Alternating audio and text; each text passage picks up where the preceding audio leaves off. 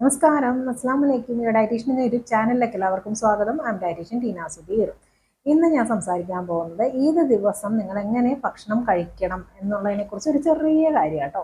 അതായത് 30 ദിവസം കഠിനമായ വ്രതത്തിന് ശേഷം ആണ് നമ്മൾ ഈദ് ഡേ വരുന്നത്. ആ ദിവസം ഭക്ഷണം എങ്ങനെയാണ് കഴിക്കേണ്ടത്? കാരണം കറക്റ്റ് കഴിച്ചില്ലെങ്കിൽ എന്താ പറ്റുകയെന്ന് വെച്ചാൽ അസിഡിറ്റി, ബ്ലോട്ടിംഗ് ഒക്കെ ഉണ്ടാവും. നിങ്ങൾക്ക് ബാക്കിയുള്ള ദിവസങ്ങളിലും അസ്വസ്ഥത ഫീൽ ചെയ്യാനായിട്ട് സാധ്യതയുണ്ട്. അപ്പോൾ 30 ദിവസം നമ്മൾ വെള്ളം പോലും ഇല്ലാതെ കഠിനമായ ഫാസ്റ്റിങ്ങിൽ തന്നെ ആയിരുന്നു. നിങ്ങളുടെ മനസ്സും ശരീരവും ഒക്കെ ശുദ്ധീകരിച്ചിട്ടുണ്ടാവും എന്ന് വിചാരിക്കണം.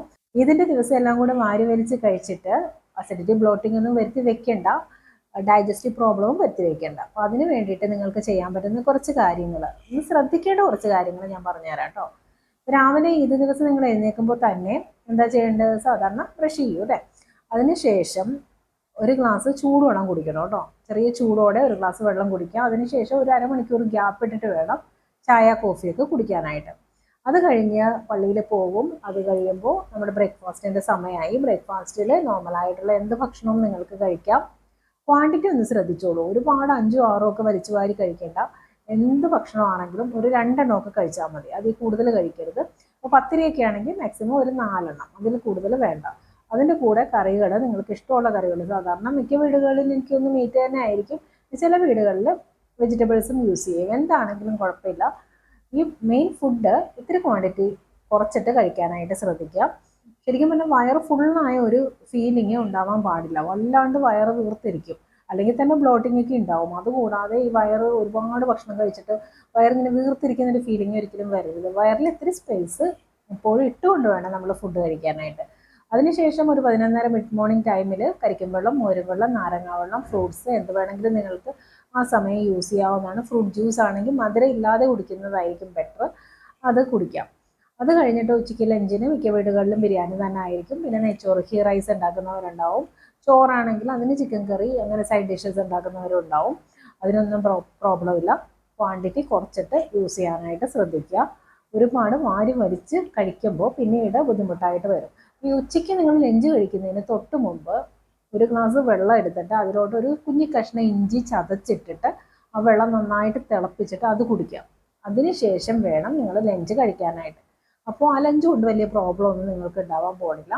ഇനി 4 മണി ഒരു ടീ ടൈം സമയത്ത് വറുത്തതും പൊരിച്ചതും ഒക്കെ മാക്സിമം ഒഴിവാക്കാൻ നട്ട്സ് വേണമെങ്കിൽ നിങ്ങൾക്ക് യൂസ് ചെയ്യാവുന്നതാണ്. ഇത്രയും ദിവസം വറവൊക്കെ മിക്കവരും കഴിച്ചിട്ടുണ്ടാവുമല്ലോ നോമ്പുമായിട്ട്. അപ്പോൾ വലിയ അതിനോടൊരു താല്പര്യം തോന്നാൻ വഴിയില്ല. എന്നാലും നിങ്ങൾക്ക് എന്തെങ്കിലും കഴിക്കണമെന്നുണ്ടെങ്കിൽ ആവിയിൽ പുഴുങ്ങിയെടുക്കുന്ന ആഹാര സാധനങ്ങൾ കഴിക്കാം, അല്ലെങ്കിൽ ഫ്രൂട്ട്സ് കഴിക്കുക, നട്ട്സ് കഴിക്കുക. എഗ് വൈറ്റ് വേണമെങ്കിൽ യൂസ് ചെയ്യാം. ബോയിൽ ചെയ്ത മുട്ടയുടെ ഉണ്ണി മാറ്റിയിട്ട് വെള്ളം മാത്രം യൂസ് ചെയ്യാം. ഇനിയിപ്പോൾ ഉണ്ണിയോടുകൂടെ കഴിക്കണമെങ്കിലും പ്രോബ്ലമൊന്നുമില്ല.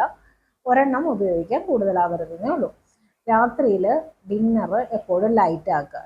ഉച്ചയ്ക്ക് ഹെവി ഫുഡ് നിങ്ങൾ കഴിച്ചു, അതുകൊണ്ട് തന്നെ ഡിന്നറിൽ ഒരിക്കലും സാലഡും ഫ്രൂട്ട്സും ഒന്നും കഴിക്കരുത് കേട്ടോ.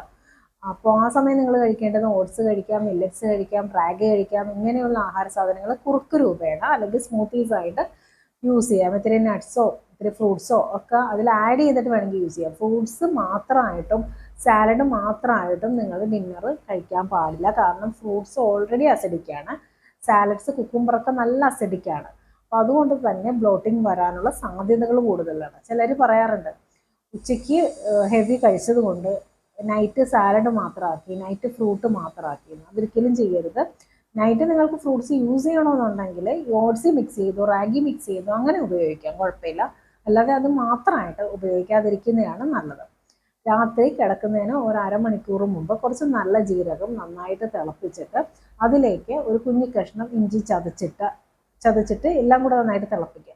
അത് അരിച്ചെടുത്തിട്ട് ആ വെള്ളം നിങ്ങൾക്ക് ഉപയോഗിക്കാവുന്നതാണ്. നല്ല ജീരകം വെള്ളത്തിലോട്ട് ഡയറക്റ്റ് ആഡ് ചെയ്ത് ജസ്റ്റ് ഒന്ന് വറുത്തിട്ട് വേണം വെള്ളം തിളപ്പിക്കാനായിട്ട് കേട്ടോ. അപ്പോൾ ഇത്രയും കാര്യങ്ങൾ നിങ്ങൾ ശ്രദ്ധിച്ചു കഴിഞ്ഞാൽ നിങ്ങളുടെ ഈദ് ഡേ വളരെ മനോഹരമായിട്ട് ബ്ലോട്ടിങ്ങും അസിഡിറ്റിയും ഒന്നും ഇല്ലാതെ നിങ്ങൾക്ക് ഫിനിഷ് ചെയ്യാനായിട്ട് സാധിക്കുന്നതായിരിക്കും. അപ്പോൾ ഇന്നത്തെ വീഡിയോ എല്ലാവർക്കും ഇഷ്ടമായി എന്ന് കരുതുന്നു. ഇഷ്ടമായെങ്കിൽ ലൈക്ക് ചെയ്യുക, ഷെയർ ചെയ്യുക. എൻ്റെ ചാനൽ സബ്സ്ക്രൈബ് ചെയ്യാൻ മറക്കരുത്. നന്ദി, നമസ്കാരം.